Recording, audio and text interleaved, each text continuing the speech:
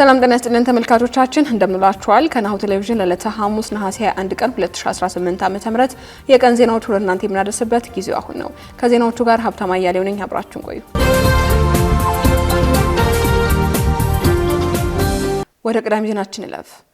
የጠቅላይ ሚኒስትር ዶክተር አብይ አህመድ ንግግሮች የተካተቱበት ከመስከረም እስከ መስከረም 8ኛ ቅጽ መጽሐፍ በይፋ ተመረቀ። የኢፌዴሪ ጠቅላይ ሚኒስትር ጽህፈት ቤት የጠቅላይ ሚኒስትር ዶክተር አብይ አህመድን ከ2017 እስከ 2018 ዓ.ም ያደረጓቸውን ቁልፍ ንግግሮች፣ አቅጣጫ ጠቋሚ መልእክቶችና ሀገራዊ ርዕዮቶችን ያካተተ ከመስከረም እስከ መስከረም 8ኛ ቅጽ መጽሐፍ በይፋ ለንባብ ማብቃቱን አስታውቋል። ይህ አዲስ መጽሐፍ የጠቅላይ ሚኒስትሩን የዓመት ጉዞ፣ ሀገርን የማቅናት ጥረቶችና የማህበራዊና ኢኮኖሚያዊ ልማት አቅጣጫዎችን በዝርዝር የሚያስቃኝ ሀገራዊ ሰነድ ነው ተብሎለታል። ቃል ሀሳብን እንደሚቀርጽና ሀሳብ ደግሞ ዓለምን እንደሚለውጥ ሁሉ እነዚህ ንግግሮችም የጊዜውን ወሰን ሰብረው ከትውልድ ወደ ትውልድ የሚሻገሩ የህዝቦችን የማንነት ማህተብና የዘመን ምስክር ሆነው ያገለግላሉ ነው የተባለው።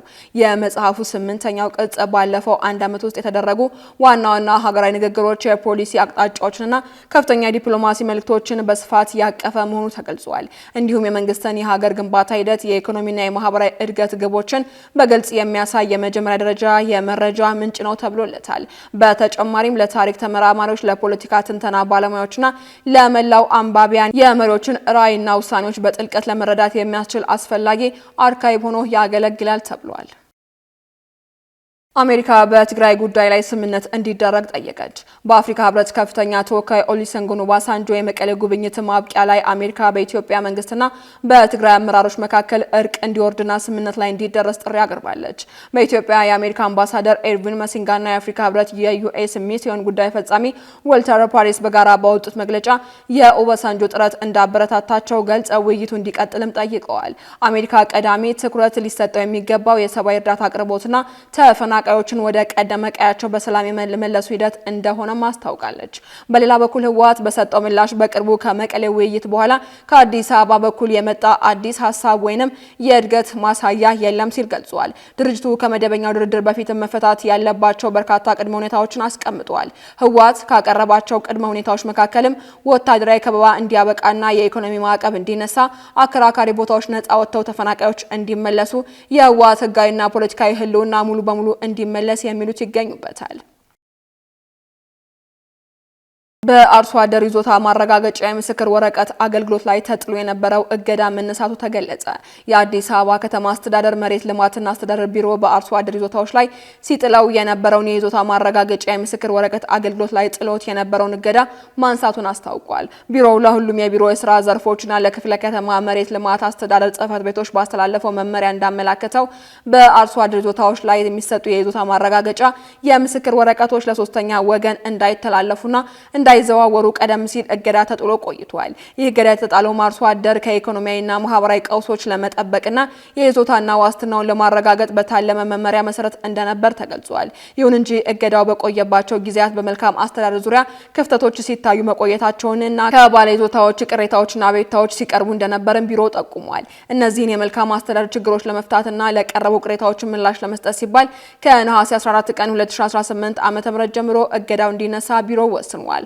በመሆኑም የሚመለከታቸው አካላት ስራውን በከፍተኛ ጥንቃቄና በዲሲፕሊን እንዲያከናውኑ ቢሮው ጥብቅ ማሳሰቢያ ሰጥቷል። የአዲስ አበባ ከተማ አስተዳደር የመሬት ልማትና አስተዳደር ቢሮ ለአርሶ አደሮች የሚሰጠው የመኖሪያ ቤት የድርጅትና የግብርና መጠቀሚያ ይዞታ ማረጋገጫ የምስክር ወረቀት ላይ እግድ ጥሎ የነበረው ከጥር 5 2018 ዓ.ም ጀምሮ እንደነበር ይታወሳል።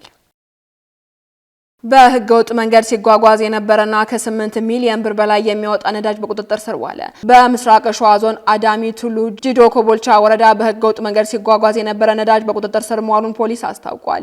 የአዳሚ ቱሉ ጂዶ ኮቦልቻ ወረዳ ፖሊስ ጽሕፈት ቤት ኃላፊ ኢንስፔክተር ቡሉ ዲንሳ እንደገለጹት የሰሌዳ ቁጥሩ ኮድ 39961 ኢቲ ተሳቢ ተሽከርካሪ በድርጊቱ ተሳትፏል። ነሐሴ 20 ቀን 2018 ዓ.ም መነሻውን ከጅቡቲ ያደረገው ተሽከርካሪው አዲስ አበባ ከተማ ከሚገኝ የነዳጅ ማደያ እንዲያራግፍ የጫነው ነዳጅ ወደ ሻሸመኔ ከተማ ወስዶ ሲያራግፍ ሲልም በቁጥጥር ስር መዋሉ ተገልጿል።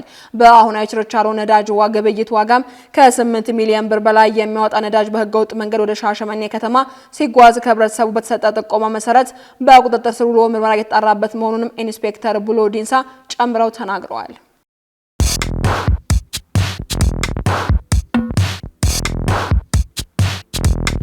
የማድረስ አገልግሎት የወደፊት ዕጣ ፈንታ እዚህ ደርሷል። በትሩዝ የታገዘም ትሩዝ ዴሊቨሪን እናስተዋውቆ።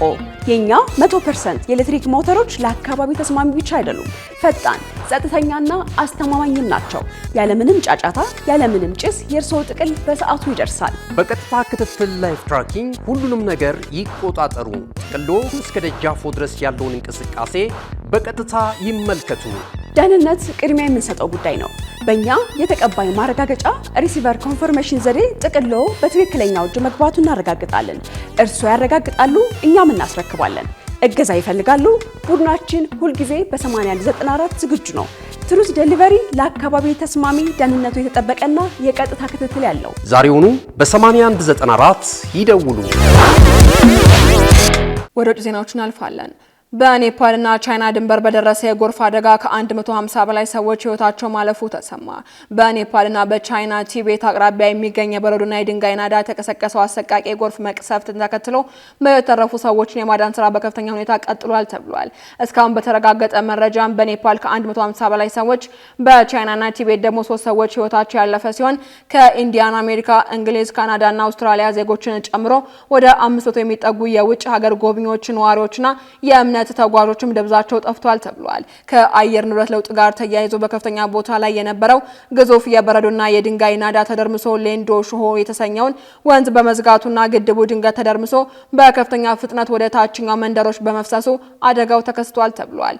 በተጨማሪም በዕለቱ የተመዘገበው የ4.4 ማግኒቲዩድ የመሬት መንቀጥቀጥ ለአደጋው መንስኤ ሳይሆን እንዳልቀረም ተገልጿል።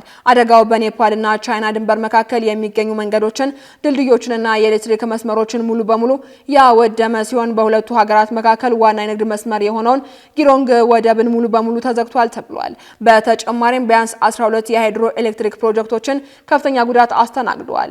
የኔፓል ጦር በሄሊኮፕተሮች የታገዘ የማዳን ስራ እያካሄደ የሚገኝ ሲሆን የህንድና የቻይና መንግስትን ድጋፍ ጠይቋል። የደለልና የድንጋይ ክምችቱ እንደገና ተጨማሪ የጎርፍ ማዕበል ሊፈጥር ስለሚችል በወንዙ ዳርቻ የሚኖሩ ነዋሪዎች በአስቸኳይ ወደ ከፍተኛ ቦታዎች እንዲሸሹም የሀገሪቱ ባለስልጣናት ጥብቅ ማስጠንቀቂያ አስተላልፈዋል።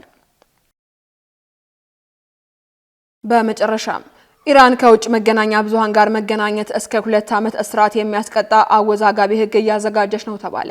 ኢራን ዜጎቿ፣ ጋዜጠኞችና ተመራማሪዎች ከውጭ ሀገር መገናኛ ብዙሃን ጋር የሚያደርጉትን ማንኛውንም ግንኙነት በወንጀል የሚያስጠይቅ አዲስ ህግ ለማውጣት እየተንቀሳቀሰች እንደምትገኝ ተገልጿል። በአዲሱ ህግ ረቂቅ መሰረትም ከአቪዬሽንና ኢንተለጀንስ ሚኒስቴር ቅድመ ፈቃድ ሳያገኙ ከውጭ ሀገር መገናኛ ብዙሃን ጋር ቃለ መጠይቅ ማድረግ፣ ፎቶግራፎችን ማጋራት ወይንም ማንኛውም ግንኙነት መፍጠር ከ6 ወር እስከ 2 ዓመት የሚደርስ እስራት ሊያስቀጣ ይችላል ተብሏል። የሰብአዊ መብት ተሟጋች ድርጅቶች ይህንን እርምጃ የነጻ መረጃ ፍሰትን በመክታትና መደበኛ የሰዎችን ግንኙነት ወደ ሀገራዊ ደህንነት ወንጀል በመቀየር ኢራናውያን ከቀሪው ዓለም ሙሉ በሙሉ ሊያገል ይችላል ሲሉም ማስጠንቀቂያ ሰጥተዋል። በቅርቡም ኢራናዊቷ የፎቶ ጋዜጠኛ ሪፖርተር ያልዳ ሙአሪ በሀገሪቱ ውስጥ የተከሰተውን የአሜሪካና እስራኤል ጦርነት ሁኔታ በፎቶግራፍ በመዘገቧ ብቻ በሌለችበት የ15 ዓመት ጽኑ እስራት ተፈርዶበታል። ጋዜጠኛዋ ሙአሪ ውሳኔው ከተተገበረ የህይወቱ 15 ዓመት ለማጣት እንደምትሰጋም የተናገረ ሲሆን የመብት ተሟጋቾች ደግሞ እነዚህ ጠበቃ ያለ ገደቦች ኢራን ወደ ሰሜን ኮሪያ አይነት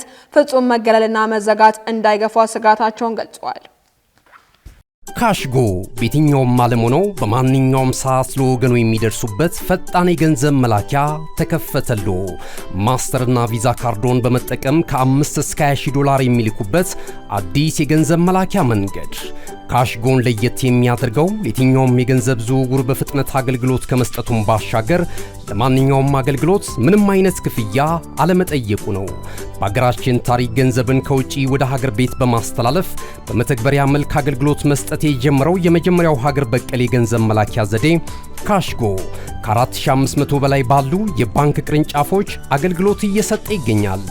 ገንዘቦን በሰኮንዶች ልዩነት ውስጥ ይፈልጉ በአካውንቶ ወይንም በእጆ ቆጥረው የሚወስዱበት ልዩ ዘዴ።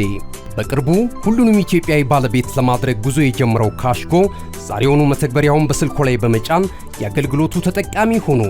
ፍጥነት መለያችን፣ ኢትዮጵያን መክፈቻችን፣ ካሽጎ ነው መላኪያችን። ካሽጎ የአዲሱ ትውልድ ብራንድ። ተመልካቾቻችን ከናሁ ቴሌቪዥን ለዕለቱ ያዝንላችሁ የቀን ዜናዎች እስካሁኖች ነበሩ። ዜናዎቹ ለእናንተ ያደረስኩኝ አብራችሁ ቆየሁት ሀብታማ እያለሁ ነበርኩኝ። ሰናይ ቀን።